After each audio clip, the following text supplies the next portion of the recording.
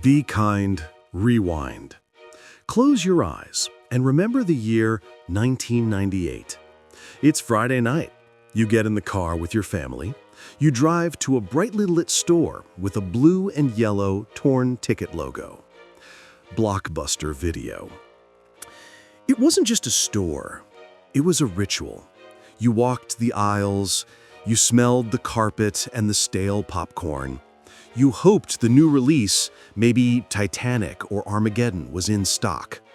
If it wasn't, you settled for an old classic.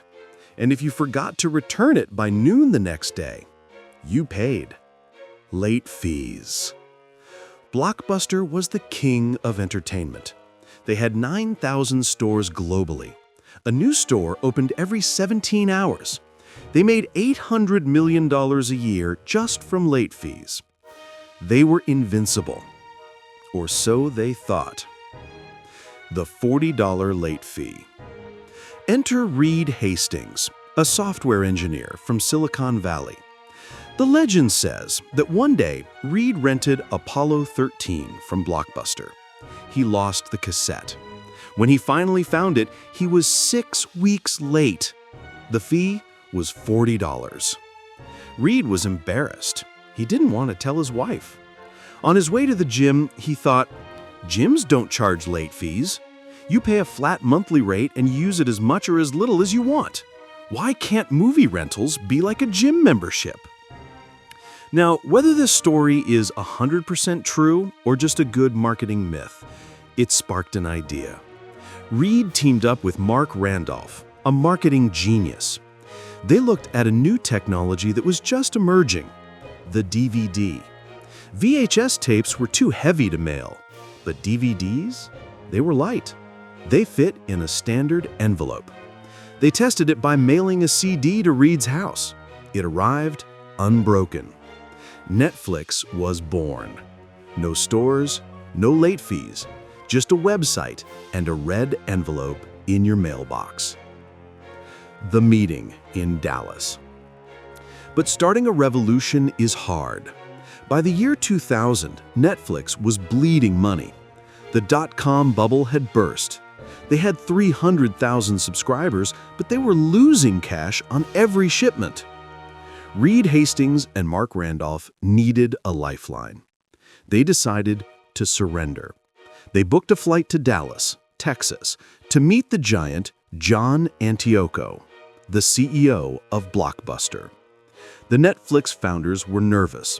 They didn't even have nice suits. They pitched their idea. We will run Blockbuster's online brand. You promote us in your stores. We will combine forces. John Antioco asked, how much? Reed Hastings took a deep breath and said, $50 million. The room went silent. Then John Antioco struggled not to laugh. One of his lieutenants actually laughed.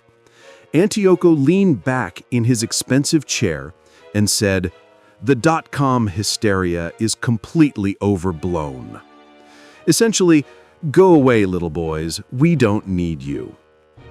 The Netflix team walked out of that skyscraper humiliated. But on the flight back, Reed Hastings wasn't sad.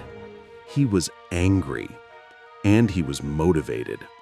That laugh was the fuel that would burn Blockbuster to the ground. The algorithm and the postal war. Blockbuster had the stores. Netflix had the data. While Blockbuster focused on stocking 100 copies of the latest hit movie, Netflix built an algorithm called Cinematch. It recommended movies you didn't know you loved. It pushed long-tail movies, obscure documentaries, foreign films, anime. Suddenly, people weren't just renting Spider-Man. They were renting everything. Blockbuster finally woke up in 2004. They launched Blockbuster Online, and honestly, it was good. They allowed you to return online DVDs to the store to get a free movie. It was a killer feature called Total Access. Netflix started losing subscribers. Reed Hastings was terrified. But Blockbuster had a fatal flaw: debt. To fight Netflix, they had to cut late fees. That cost them $400 million in revenue. The investors panicked. Then a corporate raider named Carl Icahn took over Blockbuster. He demanded they stop spending money on online nonsense and focus on the stores. They fired the CEO, John Antioco. They killed the online initiative.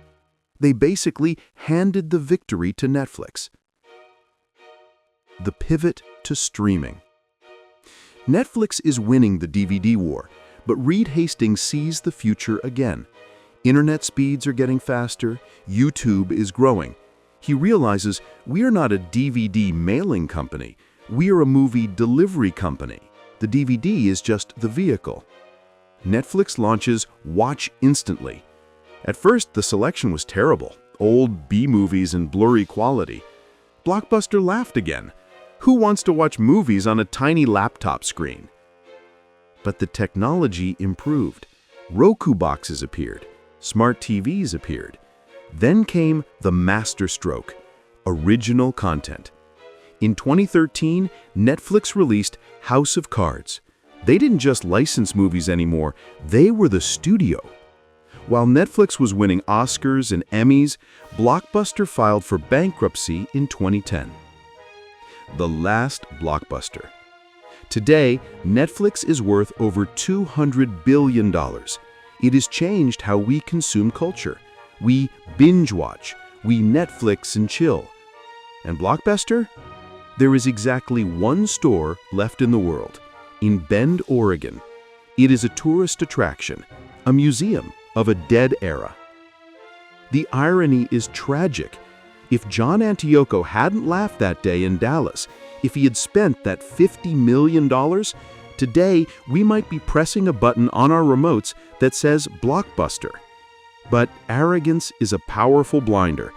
They were so busy looking at their 9,000 stores, they didn't see the red envelope that contained their doom.